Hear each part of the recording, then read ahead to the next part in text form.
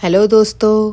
तो कैसे हैं आप लोग। आज हम फिर से प्रस्तुत हैं पंचतंत्र की एक नई कहानी के साथ। आज की हमारी कहानी है सांप की सवारी करने वाले मेढकों की कथा।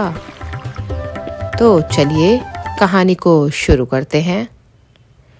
बहुत समय पहले एक सुंदर पहाड़ी क्षेत्र के पास मंडविष्क नाम का एक बूढ़ा सांप रहता था।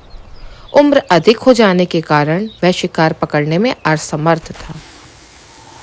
वह सोचता, अब मैं ऐसे कब तक जिंदा रहूंगा। कोई आसान तरीका होना चाहिए जिससे बिना मेहनत के खाना भी मिल जाए। वह कई दिन भूखा रहा और बहुत कमजोर हो गया।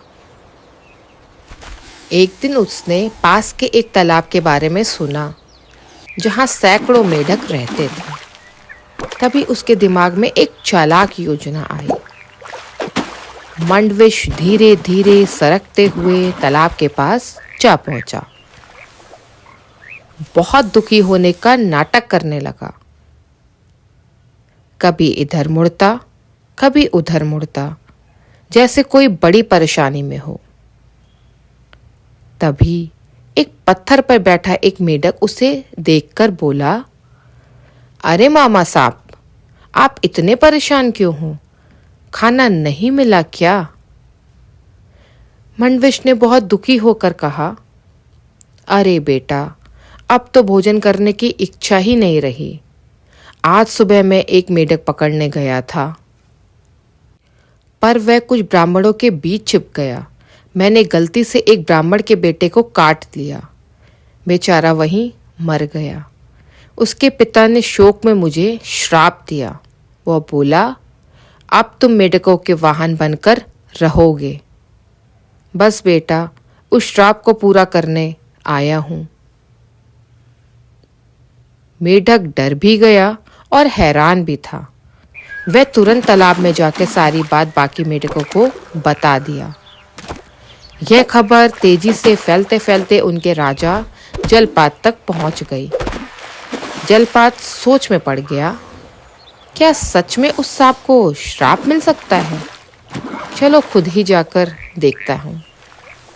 वह तुरंत बाहर आया और सांप के पास जाकर बोला, अगर तुम सच में श्रापित हो तो मैं सबसे पहले तुम्हारी पीठ पे चढ़ूंगा। यह कहते ही वह छलांग लगाकर सांप के फन पर चढ़ गया।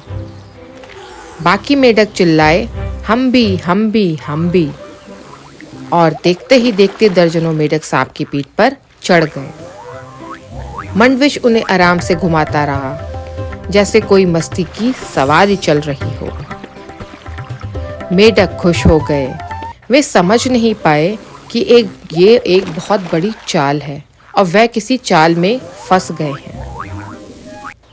अगले दिन मंडविष उठ नहीं पा रहा था। जलपात ने जाकर पूछा, मामा, चल क्यों नहीं रहे हो? मंडविष ने बहुत ही दुखी होकर जवाब दिया, बेटा, भूखा हूँ, बिना खाए चलना मुश्किल है। जलपात ने तुरंत कह दिया, अरे छोटे छोटे साधारण मेढकों को ही खा लिया करो।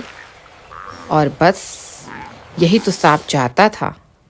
अब वे रोज वही छोटे मेढक गायब होने लगे और मंडविष का पेट भरने लगा। लेकिन जलपात को अपने वंश के नाश की कोई चिंता नहीं थी। वह सिर्फ मजाक कर रहा था। सवारी, खेल और आराम। धीरे धीरे तालाब के सारे मेढक खत्म हो गए और अंत में जब कोई नहीं बचा तो मंडविष ने राजा जलपात को भी खा लिया। तालाब सुनसान हो गया। मेढकों का पूरा वंश खत्म हो गया। इस कहानी से हमें क्या सीख मिलती है? यह कहानी हमें यह सिखाती है, जो अपनी प्रजा या परिवार की देखभाल नहीं करता, वह अंत में सब कुछ खो देता है। और क्षणिक सुख के लिए गलत निर्णय कभी मत लो।